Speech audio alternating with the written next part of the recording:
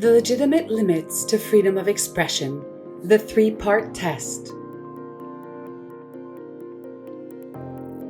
Freedom of expression is a fundamental right, enshrined in Article 19 of the Universal Declaration of Human Rights, which states that everyone has the right to freedom of opinion and expression.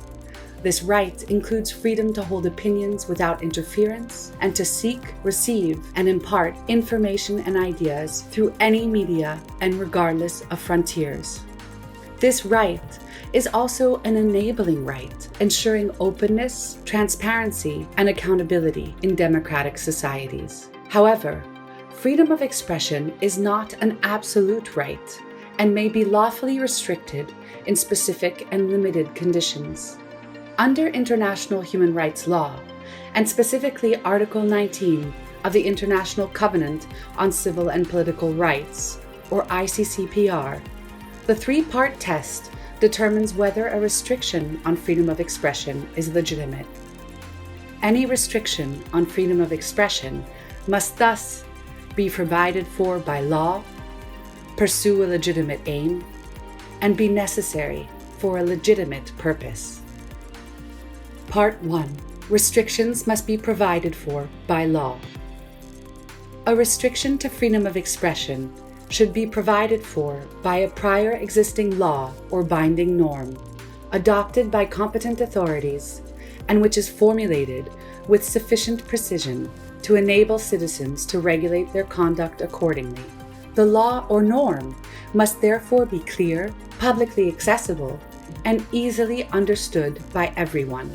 Otherwise, it would risk having a chilling effect on free speech by broadening the scope of permissible restrictions.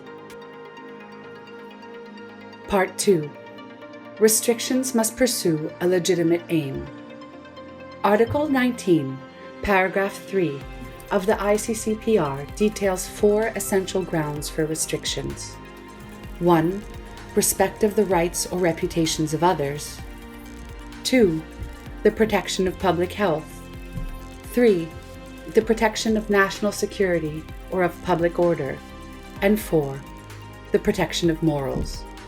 These grounds for restrictions must be narrowly framed in order to ensure compliance with international law provisions.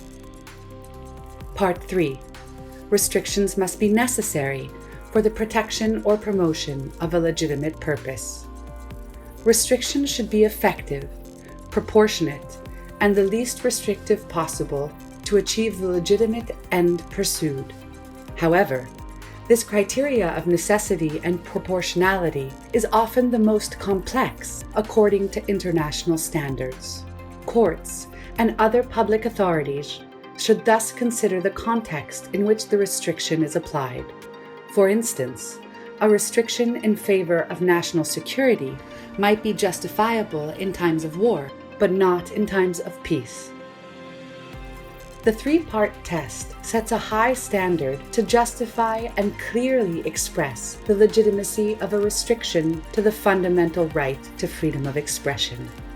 In our rapidly changing digital environment, it is all the more important to reinforce the rule of law and the application of the three-part test to guarantee every citizen's right to freedom of expression and access to information.